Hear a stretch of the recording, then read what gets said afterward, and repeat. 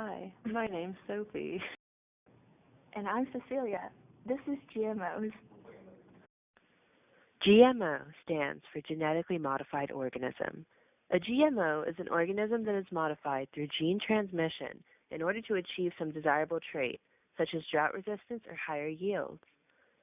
In the context of this course, you will mainly be looking at how crops are affected through genetic modification. GMOs are able to grow in more severe weather conditions and produce higher yields. Thus, they are often used to produce more food in developing countries where populations grow more rapidly and are often malnourished. Throughout history, GMOs were produced in one of three ways. Thousands of years ago, when our ancestors first developed agriculture, they used selective breeding to modify organisms. This was seen in species such as the dog. In the 1920s, the process of mutagenesis was developed. Mutagenesis involved treating organisms with chemicals or gamma radiation and using the survivors with desired traits for their products. Finally, in the 1970s, modern genetic engineering was developed. Modern genetic engineering is what we now associate with GMOs. This involves transferring genetic material from one organism to another by literally cutting it out of one and placing it into the other.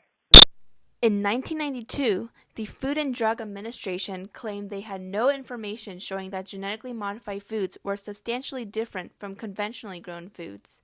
Therefore, they are safe to eat, and absolutely no safety studies were required. But internal memos made public by a lawsuit reveal that their position was staged by political representatives who were under orders from the White House to promote GMOs.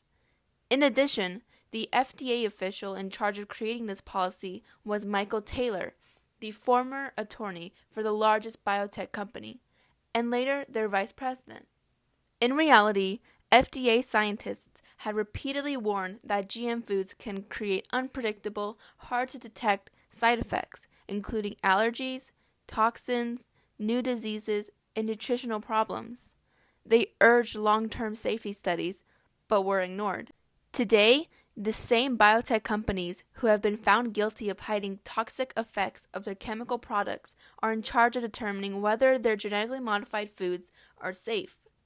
Industry-funded GMO safety studies are too superficial to find most of the potential dangers, and their voluntary consultations with the FDA are widely criticized as a meaningless facade.